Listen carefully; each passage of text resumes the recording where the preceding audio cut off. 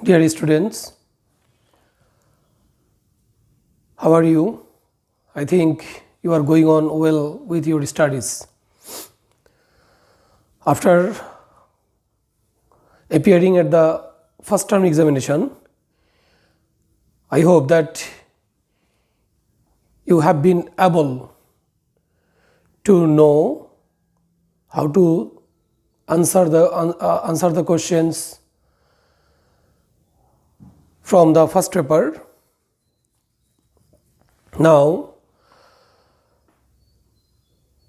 today I am going to discuss about the question number 3, that is special uses of some phrases. আমরা আমাদের এই ক্লাসগুলো একাদশ ও দ্বাদশ শ্রেণী সবার জন্য, যেহেতু এটা গ্রামার, সবাই এই ক্লাসগুলো করলে তোমাদের যে যত বেশি ক্লাসগুলো দেখবে তার জন্য ততই ভালো হবে। কারণ হলো এগুলো গ্রামারের নিয়মগুলো আমরা খুব সুন্দরভাবে ডিসকাশন করে তোমাদের বোঝানোর চেষ্টা করছি, যাতে তোমাদের এই পরিস্থিতিতে, করোনা পরিস্থিতিতে তোমাদের স্বাস্থ্য ঝুঁকি নিয়ে বাইরে গিয়ে তোমাদের কোথাও পড়তে না হয়, ঘরে বসেই তোমরা এই পার্টগুলো প্রস্তুতি নিতে পারো। আমরা যে আজকে 3 নম্বর কোশ্চেনটা সলভ করব, এই কোশ্চেনটা আসলে আমাদের সিলেবাসের মধ্যে অন্যতম সহজ একটি অপশন আইটেম, যেগুলো দ্বারা আমরা খুব সহজেই এই মাত্র 25 থেকে 28টা 26-28টা ফ্রেজ, যার ম্যাক্সিমামই তোমরা জানো, এর মিনিং জানো, আমাদের সব দেওয়াই থাকবে। আমাদেরকে এগুলো দিয়ে বাক্যও তৈরি করতে হবে না, কমপ্লিট বাক্য দেওয়া থাকবে। যে গ্যাপটা দেওয়া থাকবে, এই গ্যাপের মধ্যে দেওয়া থাকবে 12টা ফ্রেজ। এই 12টা ফ্রেজের মধ্যে কোন শব্দটা বা ফ্রেজটা বসালে এই ইনকমপ্লিট সেন্টেন্সটা একটা মিনিংফুল সেন্টেন্সে রূপান্তরিত হবে, লজিক্যাল একটা মিনিংফুল সেন্টেন্স হবে, সেই কাজটুকু আমাদের। তো এই ফ্রেজগুলো জানা থাকলে, বাক্যের অর্থটা বুঝতে পারলে আমাদের জন্য এটা আনসার করা খুব একটা কঠিন কাজ নয়। মনোযোগ দিয়ে ক্লাসটা দেখো এবং বাসায় একটু প্র্যাকটিস করলেই তোমরা এটা সহজ সমাধান করতে পারবে। এখানে যেমন ধরো কোশ্চেন 3তে আমাদের কিছু ফ্রেজ থাকে। B born, number 1, B born. আমরা জানি বর্ন মিন্স জন্মগ্রহণ করা। জন্মগ্রহণ করা, কিছু কাজ আছে যে কাজগুলো একবারই হয়, যেমন জন্মগ্রহণ করা, মৃত্যুবরণ করা, এগুলো একবারই হয়। সো এটা একবার হয়ে গেলেই পাস্ট, এটার আর প্রেজেন্ট ফর্ম ব্যবহার হয় না। তাই যে কাজটা হয়ে যায় এটা সবসময় পাস্ট টেন্সেই এটা হয়। তাহলে এক্ষেত্রে যেমন বি বর্ন, বি মিন্স আমরা জানি যে বিভার বলতে আমরা বুঝি am, is, are, was, were, এগুলো বোঝায়। তো আমরা যেহেতু বললাম যে বিভার বলতে যেহেতু বর্ন জন্মগ্রহণ করা, এখানে যদি কাজটা হয়ে যাওয়া বোঝায়, তাহলে অবশ্যই আমাদের এই ওয়াজ এবং ওয়ারের মধ্য থেকে যে কোনো একটা হতে পারে, হবে।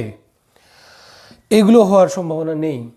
তাহলে বিবর্ণ বলতে আমরা, তবে কখনো কখনো আমরা পাস্ট টেন্সকে প্রেজেন্ট টেন্স হিসেবে বর্ণনা করি। ঘটনা বর্ণনা এরকম হতে পারে অনেক সময়, তিনি জন্মগ্রহণ করেন, হি ইজ বর্ন। আমরা এরকম অনেক সময় বাক্য থাকে যেটা পাস্ট টেন্সের ঘটনাটাকে প্রেজেন্ট রূপে, সম্পূর্ণ ঘটনাটাকে প্রেজেন্ট রূপে বর্ণনা করা যায়, সেটা বর্ণনা করার ধারা আলাদা।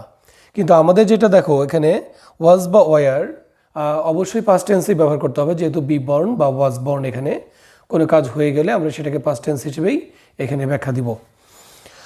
তো এখানে বি বর্ন আমরা দেখব যে সেন্টেন্সগুলোতে কোনো ব্যক্তি, কারো সম্পর্কে, কারো বায়োগ্রাফি বলতে গিয়ে অনেক সময় বলা হয় যে you might have heard the name of Kazi Nazrul Islam, যে তোমরা হয়তো কাজী নজরুল ইসলামের নাম শুনে থাকবে। হি ওয়াজ বর্ন, সে জন্মগ্রহণ করেছিল। সো এখানে আমরা দেখতে পাই যে ব্যবহার করছি আমরা ওয়াজ বর্ন, সে জন্মগ্রহণ করেছিল। ওকে, তাহলে বি বর্ন মিন্স আমরা এখানে তাহলে বুঝেই নিব যে বাক্য অনুপাতে, টেন্স অনুপাতে এখানে আমরা ব্যবহার করব ওয়াজ বর্ন, নাম্বার 1। তাহলে আমরা এটা খেয়াল করব যে বি বর্ন এখানে টেন্স অনুপাতে আমরা এম, ইজ, আর বা ওয়াজ, ওয়ার ব্যবহার করে তার সঙ্গে বাকি অংশ পূরণ করতে পারবো, যখন আমরা দেখব বাক্যের মধ্যে জানতে চেয়েছে যে কোনো ব্যক্তি কোথাও জন্মগ্রহণ করেছিল, এরকম অর্থ প্রকাশ করলে আমরা সেখানে ব্যবহার করব বি বর্ন। নাম্বার 2, আমরা অনেক সময় অনেক বাক্য ব্যবহার ফ্রেজ নাম্বার 2 আমরা দেখতে পাবো এখানে যে 2 নম্বর ফ্রেজে আমরা অনেক সময় আমরা যে কাজগুলো করতে বাধ্য, যে কাজগুলো করার জন্য আমাদের উপরে চাপ থাকে বা অধিক গুরুত্বপূর্ণ কাজের ক্ষেত্রে আমরা ব্যবহার করি হ্যাভ হ্যাজ অথবা হ্যাড এর সঙ্গে টু দিয়ে মূল ভার্ব সহ বাকি অংশ ব্যবহার করি। যেমন I have to, you have to, he has to, she has to ইত্যাদি ইত্যাদি। তাহলে আমরা হ্যাভ টু হ্যাজ টু ব্যবহার করি হচ্ছে কোনো কাজ অধিক গুরুত্বপূর্ণ বা আমি করতে বাধ্য। ধরে নাও আমি যদি এরকম বলি যে I am to go to market everyday, আমাকে প্রতিদিন মার্কেটে যেতে হয়, সেক্ষেত্রে আমি না গেলেও চলে এরকমটাই মিন করে অনেক সময়। আমি বাজারে আমাকে কাজটি করতে হয়, তাকে ছবি আঁকতে হয়। কিন্তু যদি আমরা এই কথাটাকে একটু এভাবে বলি আমাকে প্রতিদিন বাজারে যেতে হবে, আগের বাক্যের তুলনায় এই বাক্যে অধিক গুরুত্ব বোঝাচ্ছে যে আমি যেতে বাধ্য বা আমার যাওয়া অধিক প্রয়োজন। আমরা শুধুমাত্র সেসব সেন্টেন্সের অর্থকে আমরা এস্টাবলিশ করার জন্য আমরা হ্যাভ টু হ্যাজ টু ব্যবহার করি। ধরে নাও আমরা এরকম বললাম যে my brother is suffering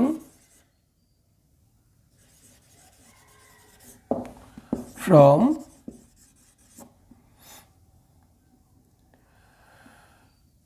serious illness.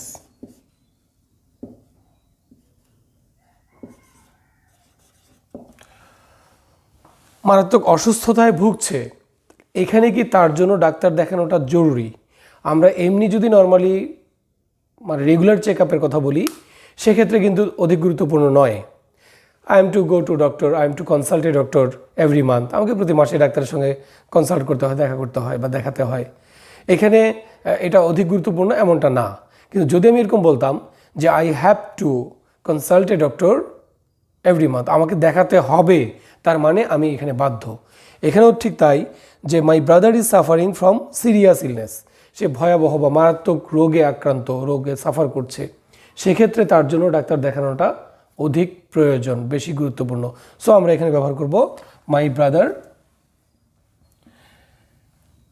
এখন আমরা ব্যবহার করব যে হি, এইখানে গ্যাপ থাকবে, হ্যাঁ, তাহলে এই গ্যাপের জায়গায় আমরা লিখব has to consult a doctor immediately.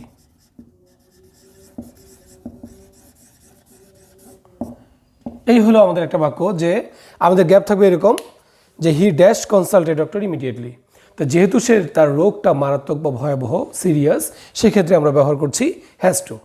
তাহলে মাই brother is suffering from serious illness, যেহেতু এখানে তার রোগটা মারাত্মক, তার ডাক্তার বা দেখানোটা এখানে জরুরি বিধায় আমরা এই জায়গায় হ্যাভ টু হ্যাজ টু ব্যবহার করতে পারি as according to the number, person and subject.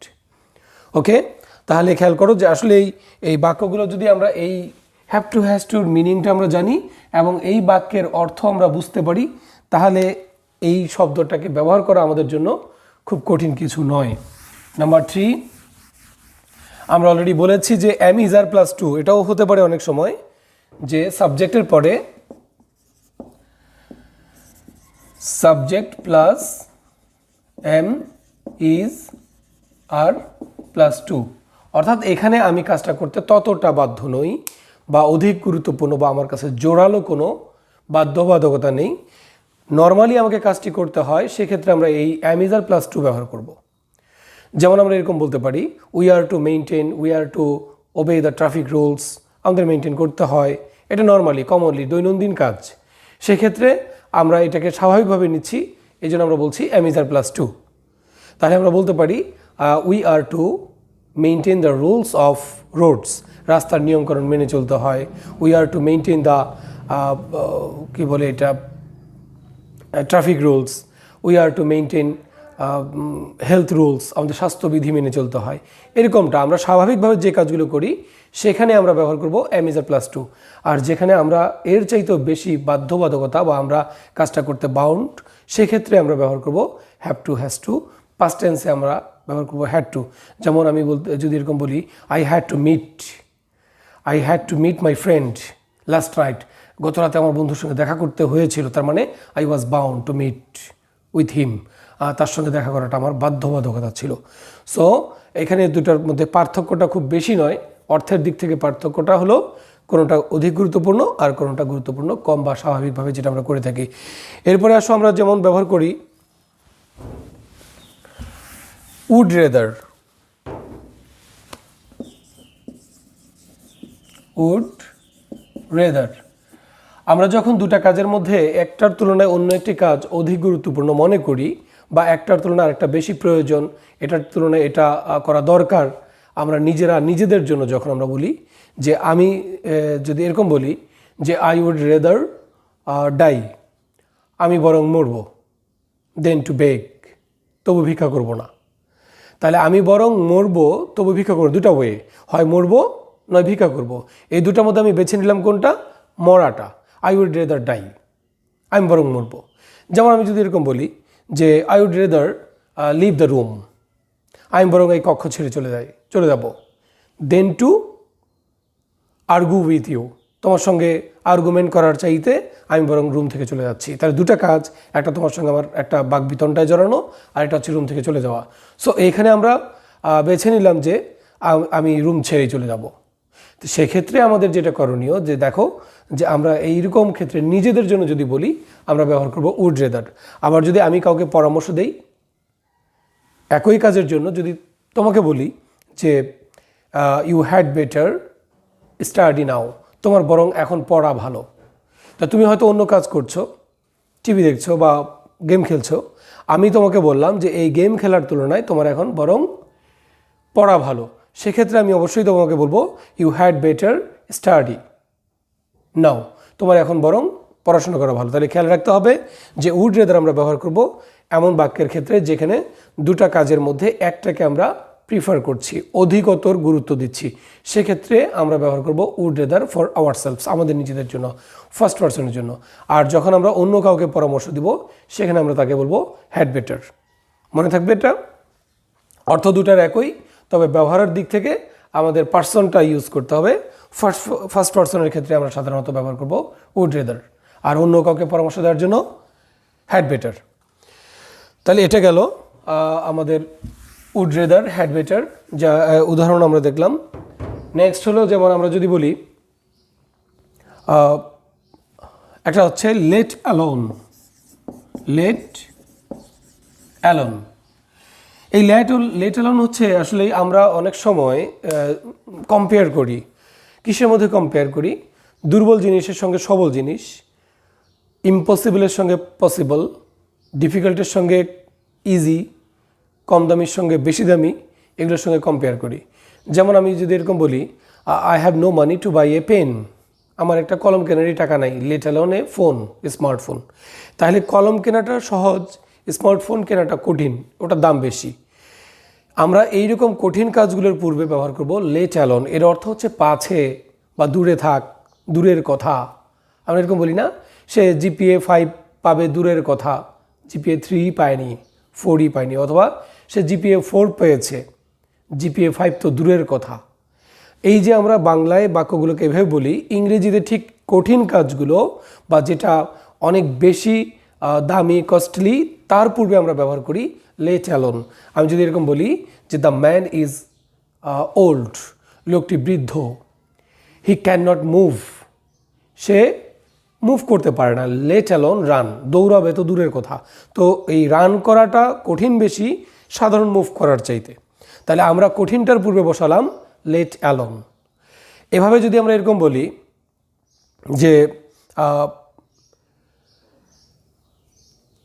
He is poor, the man is poor, অথবা the farmer is very poor, এই কৃষকটি খুব গরিব। He can not arrange his square meals, সে আয়োজন করতে পারে না তার দিনের 3 বেলা খাবার। Let alone buy a bike, সে বাইক কিনবে তো দূরের কথা, সে 3 বেলা খাবার জোগাড় করতে পারে না। তাহলে 3 বেলা খাবার জোগাড় করার তুলনায় একটা বাইক কেনাটা বেশি কঠিন, এটা বেশি খরচ, এটা ইম্পসিবল তার জন্য। এরকম ক্ষেত্রে যেটা কঠিন, যেটা বেশি দামি, যেটা কষ্টসাধ্য এইগুলোর পূর্বে আমরা সাধারণত তুলনামূলকভাবে যেগুলো সহজ ছিল, এই যেটা কম দামি ছিল, এগুলোর তুলনায় আমরা এই বেশি দামি বা কঠিনটার পূর্বে আমরা বসাবো লেট অ্যালোন। একটা উদাহরণ দেখি আমরা, যেমন আমরা যদি এরকম বলি যে হি does not allow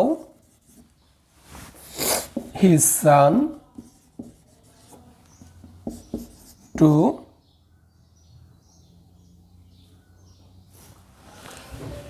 he does not allow his son to pluck a flower in the garden dash others। খেয়াল করো, আমরা এখানে বললাম আমরা এখানে প্রিফারেবল একটা দুটো জিনিস অবজেক্ট রয়েছে। একটা হচ্ছে কোনো ব্যক্তি তার নিজের সন্তানকে সবসময় স্বাভাবিকভাবে বেশি ভালোবাসবে বা তাকে প্রায়োরিটি বেশি দিবে অন্যের তুলনায়। এখানে দেখো বলা হয়েছে he does not allow his son to pluck a flower in the garden. বাগানে ফুল তোলার জন্য সে তার ছেলেকেই অনুমতি দেয় না বা তুলতে দেয় না। ড্যাশ আদার্স, অন্যদেরকে তো দূরের কথা, অন্যরা দূরে থাক, তার ছেলেকেই দেয় না। তাহলে ছেলের তুলনায় অন্যকে দেওয়াটা বেশি এখানে দেওয়ার কথা না। তো তার পূর্বে আমরা বসাচ্ছি লেট অ্যালোন, তার নিজের ছেলেকেই দেয় না, অন্যকে তো দূরের কথা। বোঝা গেছে? তাহলে আমরা এই ধরনের বাক্যগুলোতে আমরা লেট অ্যালোন ব্যবহার করব এরকম। তাহলে মোটামুটি আমরা আজকে 5টা বা 6টা আমরা অলরেডি ফ্রেজ শিখলাম। আমরা নেক্সট ক্লাসে এই কয়টা ফ্রেজ দিয়ে আমাদের এখানে বোর্ডের কোশ্চেনগুলো বা অন্যান্য কোশ্চেনগুলোতে দেওয়া থাকে, তা আমরা যদি দেখি যে আরেকটা দেখি আমরা, ধরে নাও একটা হচ্ছে হোয়াট ইফ। হোয়াট ইফ এটা আমরা অনেক সময় বলি যে কি হবে বা কি হতো, অর্থাৎ এইরকমটা যে কোনো একটা কাজের আশঙ্কা করি আমরা, এর একটা নেগেটিভ কোনো ইফেক্ট পড়বে বা আমরা কোনো আতঙ্কিত কোনো বিষয়ে ভয় পাচ্ছি, এমন কোনো বিষয় আসলে আমরা এই হোয়াট ইফ ব্যবহার করি। ধরে নাও the weather is very rough today, it may rain but we are not carrying umbrella with us. Then we have a confusion that what if the rain starts, কি হবে যে যদি বৃষ্টি শুরু হয়। তো বৃষ্টি শুরু হলে আমাদের ছাতার প্রয়োজন হয়, আমরা ছাতা আনিনি। এইখানে আমাদের একটা আতঙ্ক বা ভয় বা একটা আমরা একটা করছি, আশঙ্কা করছি যে বৃষ্টি হলে তখন আমাদের কি হবে।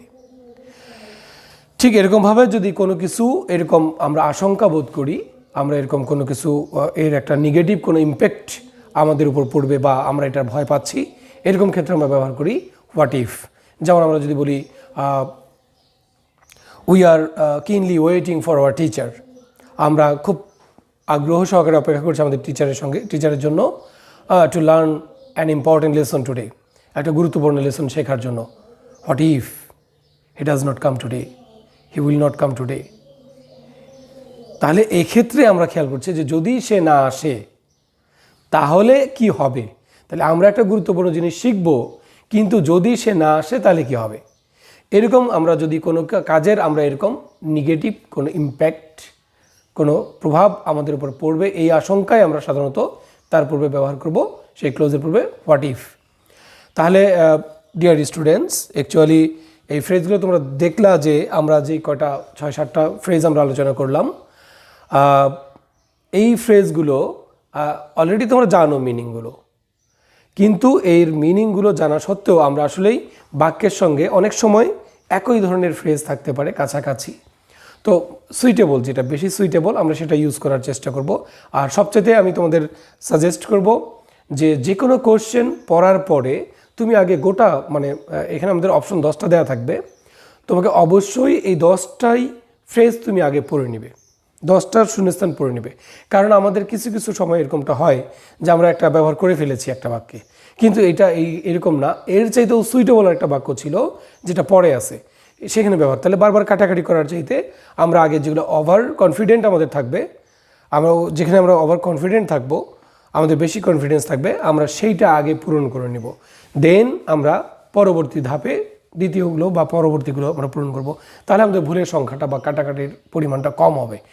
তাহলে তোমাদের আমি পরামর্শ দেবো, এগুলো নোট তোমাদের দেওয়া হয়েছে, আমরা বুঝাই দিচ্ছি এই নোটগুলোই, যাতে তোমাদের নিজেদের পড়তে সমস্যা না হয়। তাইলে তোমরা আগামী দিন, আমরা হয়তো আর একটা বা দুটা ক্লাস লাগবে এগুলো শেষ করতে, অবশ্যই তোমরা এই নিয়মগুলো নিজেরাও পড়বে এবং ক্লাসগুলো দেখার পরে প্র্যাকটিস শিট দেওয়া হয়েছে, তোমরা সেগুলো প্র্যাকটিস করলে তোমাদের পরীক্ষায় এগুলোর থেকে তোমাদের কমন থাকবে বা তোমরা এগুলো থেকে লিখতে পারবে, যে কোনো থাকলেই লিখতে পারবে। আমরা বেসিক জিনিস শিখতেছি, এখানে কোনো মুখস্থ কাজ নয়। সো এগুলো ফার্স্ট মানে একাদশ শ্রেণী বা দ্বাদশ শ্রেণী, এটা স্পেসিফিক কারোর জন্য নয়, আমি আবারও বলছি, এটা একাদশ ও দ্বাদশ উভয় শ্রেণীর সব সময়ের জন্য প্রয়োজন। এইগুলো গ্রামার, বেসিক গ্রামার, এইগুলো শেখা থাকলে তুমি ইংরেজিতে কথা বলতে পারবে, ইংরেজি সিলেবাস তুমি সলভ করতে পারবে নিজে, কোনো মুখস্থ বা মেমোরি থেকে কোড করে তোমাকে লিখতে হবে না। সো আমি তোমাদের উদাত্ত আহ্বান জানাচ্ছি, এই পড়াগুলোকে তোমরা অবশ্যই গুরুত্ব দিয়ে পরীক্ষাগুলোকে অ্যাটেন্ড করে, প্রত্যেকটা পরীক্ষা টিউটোরিয়াল পরীক্ষা। আচ্ছা, তোমাদের আমি একটা কথা বলি, যে আমরা যে পরীক্ষাগুলো অনলাইনে নিচ্ছি, এই পরীক্ষাগুলো দেখো যে আসলেই সম্পূর্ণ তোমাদের উপর একটা ফেইথ রেখে, আমরা জানি যে ইকো কলেজের স্টুডেন্টরা অনেক বেশি পরিশ্রমী অন্যান্য কলেজের তুলনায়, as because they always make a good result in the exam. তারা পরীক্ষা দেয়, পরীক্ষা ভালো করে, কম্পারেটিভলি অবশ্যই ভালো করে, আমরা এটা বিশ্বাস করি। কারণ হলো যে আমাদের এখানে যে লেভেলের স্টুডেন্টগুলো ভর্তি হয়, তাদের লেভেলটা ধরে রাখাটাই একটা চ্যালেঞ্জ। যে কোনো জায়গায় দেখো, একটা এসএসসিতে রেজাল্ট করা আর এইচএসসি রেজাল্ট করা সমান নয়। এসএসসির জিপিএ 5-এর সংখ্যা এইচএসসির জিপিএ 5-এর সংখ্যা সমান নয়। তার মানেই বোঝা যায় যে এসএসসির রেজাল্ট আর এইচএসসি রেজাল্ট সমান হয় না অধিকাংশ স্টুডেন্টের। কিন্তু আমাদের এখানে ভর্তি হওয়ার পরে যে স্টুডেন্টরা অধিকাংশই, আমরা বলবো না, প্রায় সব স্টুডেন্টেই তাদের রেজাল্টটাকে ধরে রাখতে সক্ষম হয়, অ্যাজ বিকজ এই এনভায়রনমেন্ট বা এখানকার টিচিং সিস্টেম, আমাদের প্রচেষ্টা, শিক্ষার্থীদের প্রচেষ্টা, সচেতন গার্ডিয়ান, সবার সমন্বয়ে এখানের শিক্ষার্থীরা ভালো রেজাল্ট করে, এটা আমাদের গর্ব। তো তোমরাও অবশ্যই ভালো করবে। অনলাইনের পরীক্ষাগুলো যদি এটা নিজেদেরকে জাজ করার বিষয়, এটা কিন্তু তুমি নিজেকে ফাঁকি দিয়ে আমাদেরকে লেখা দেখাইলা, this is not a wise way to show your performance. তুমি তোমার পারফরমেন্সটা দেখাবে নিজের যোগ্যতা দিয়ে, নিজের অর্জন দিয়ে। তাহলে তুমি যদি এখানে 25% নম্বরও ক্যারি করতে পারো, it is your own earnings, এটা তোমার নিজস্ব অর্জন এবং এটাই তোমার পুঁজি, যেটা তুমি ফাইনালে কাজে লাগাতে পারবে। কিন্তু কেউ যদি এটা অসৎ উপায় অবলম্বন করে দেখে, কারো হেল্প নিয়ে লিখে আমাদেরকে দাও, তাহলে এটা তোমার নিজের হলো না। সো আমার একান্ত খুব ব্যক্তিগত রিকোয়েস্ট তোমাদের কাছে, এই পরীক্ষাগুলো তোমরা অবশ্যই নিজেদের মতো করে তুমি নিজে থেকে সলভ করবে এবং এই মূল্যায়নটা তোমার নিজের জন্যই কাজে লাগবে। তোমরা নিজেরা সচেতন হও, নিজেদেরকে তৈরি করার জন্য একটু জোর প্রচেষ্টা চালাও, এই প্রত্যাশায় আজকের ক্লাস শেষ করছি। ধন্যবাদ সবাইকে।